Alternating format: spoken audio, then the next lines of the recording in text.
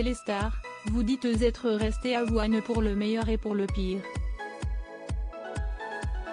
Êtes-vous prêt à mourir pour votre métier? Arnaud Miguet, non.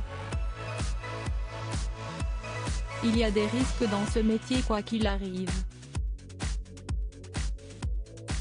Il faut les évaluer mais vous pouvez toujours vous retrouver au mauvais endroit au mauvais moment. Un journaliste doit avoir de la chance, être en bonne santé. J'étais dans le même bateau que les 11 millions d'habitants de Wuhan et nous allions nous en sortir ensemble. J'avais de l'empathie pour eux. Gaël, son cadreur, note de la rédaction, et moi ne sommes pas des héros, juste des journalistes qui font leur boulot. Il y avait une actualité brûlante et effrayante à Wuhan. C'était là qu'il fallait être. En restant, vous n'étiez plus seulement un messager, vous étiez aussi le sujet des infos. Je ne me rendais pas compte. Le rythme de travail était frénétique. Mais si est une évolution du journalisme où de temps en temps, on vous fait parler à la première personne.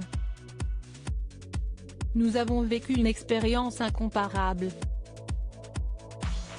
Être sollicité pour la raconter est normal.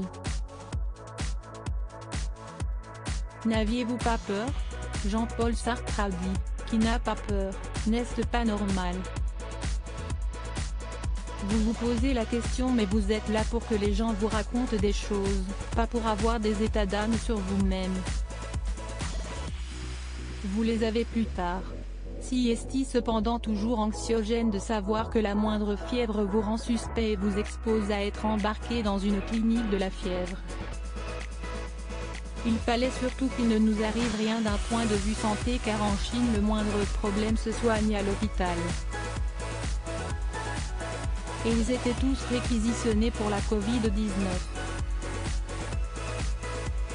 Aviez-vous toute liberté pour faire votre travail? En Chine, la carte de presse ne veut rien dire. Vous ne pouvez pas toujours faire ce que vous voulez, même accrédité par les autorités chinoises. Nous avons la chance que nos sujets soient diffusés en France, et non en Chine. La grande muraille numérique ne permet pas de voir ce qui est diffusé ailleurs que sur les médias autorisés en Chine.